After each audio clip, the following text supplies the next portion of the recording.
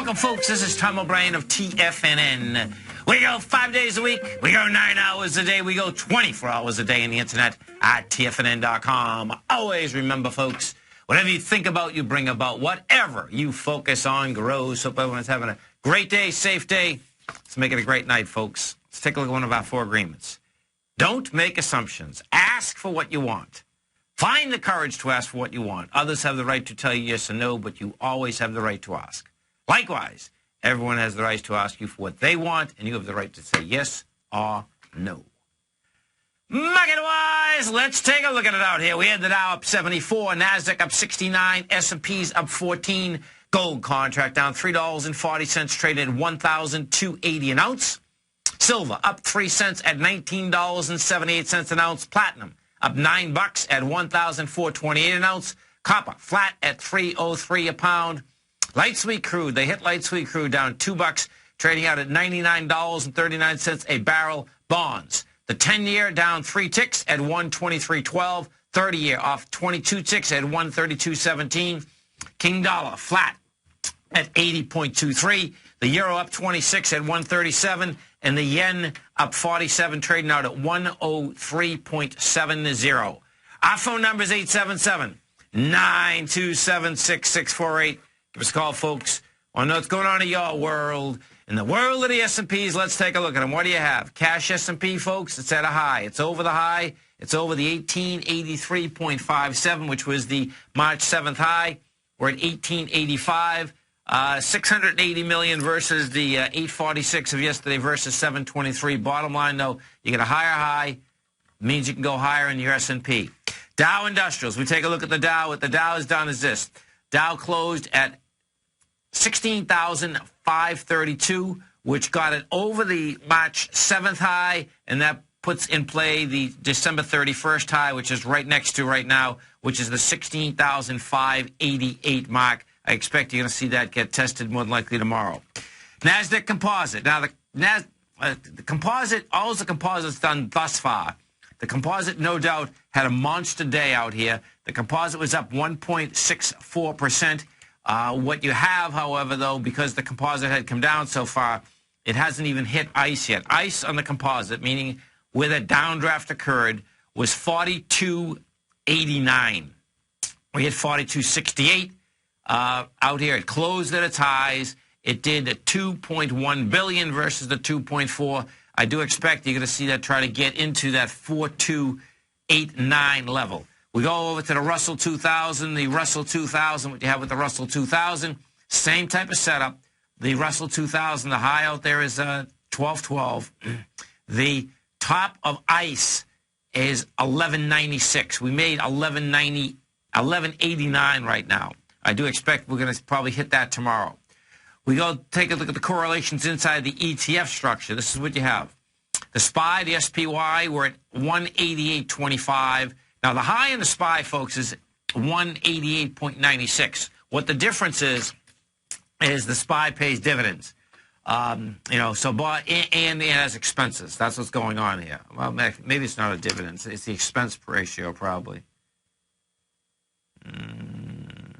No, it's probably both. That's what it comes down to. That's why that isn't up at the high. We came into that with 83 million shares. The high has 114 million shares. The second high has 163 million shares. So you're going into the 189.03 with half the volume. I do expect it's going to whack it, though.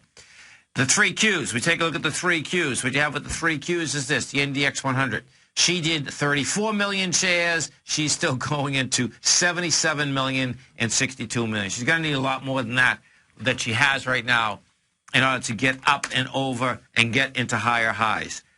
Gold market. We take a look at the gold market, GCM4. What we have with gold is this. She goes down slightly today, $3.40. No big deal there. Volume is contracting. You're at 101,000 contracts. But there's nothing to hold us up until somewhere around the 1255 area. I do expect we're going to get into that 1255 area in the next few days. Bond market. This is where it's going to get intriguing. Now, the 10-year bond out here today, folks, did 880,000 contracts. The thing that's amazing is this. For a day that, the market basically did pretty good, there was absolutely no sellers in this bond market. Zero. That 881,000 is going against 1.7 million contracts. This 10-year wants to make a run for the 125.06 or at 123.12. And if you get volume behind it, let me tell you something. This thing is a 131 number on it, 128 number on it. The 30-year bond, we have the 30-year bond.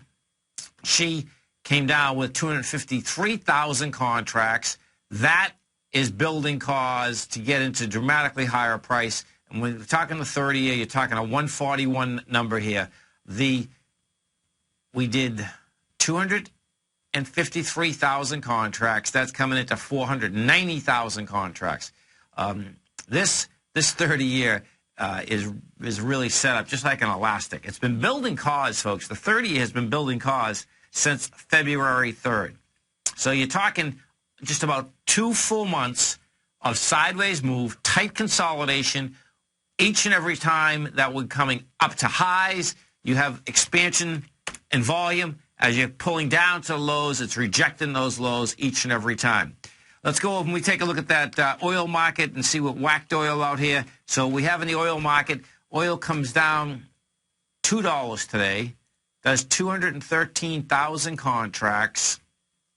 That's got some juice, man. That's got some juice. So we're at, once you get back inside, so back inside the 100.11 area sets up, first off, that you'll set up the swing point, the lowest swing point, which is 97.19. And what that does is that sets up a lowest swing out there of 91.35. King Dollar, we look at King Dollar. King Dollar didn't have much movement out here today. What we have with King Dollar is that she rejected lower price, dramatically lighter volume. She did 10,000 contracts, gets down to a price point of 80.12. Close rejects that lower low. King Dollar is wanting to move up to this 81.50 level. King Dollar had that wide price spread, accelerated volume on the 19th of March. I expect you're going to see that again. The setup is really sweet for higher price. Our phone number is 877-927-6648. Give us a call, folks. Want to know what's going on in your world. Now, in the world of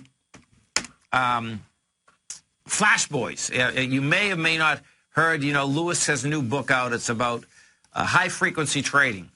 And he was on 60 Minutes. He was on CNBC today. He's been everywhere. And one of the questions, the thing that's I got to call this guy, see if we can get him on.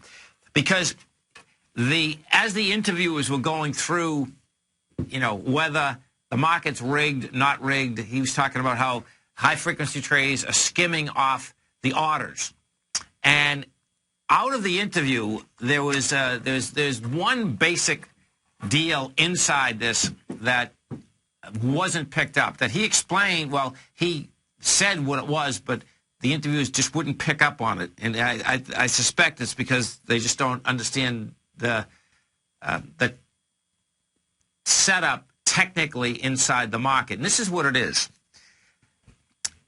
So what ends up happening, folks, is that if you do a timeline of active trading in general, you have direct order access. Then what you have is you have large broker-dealers that are crossing trades, meaning they're crossing trades within their same system. And then what you have broker-dealers, and just about all of them, sell market flow. And that is the essence of what Lewis is really talking about. And what it is this. The way these pipes are is that the broker-dealer community itself will sell the order flow so that another broker or a high-frequency trader can actually get a peek at the order.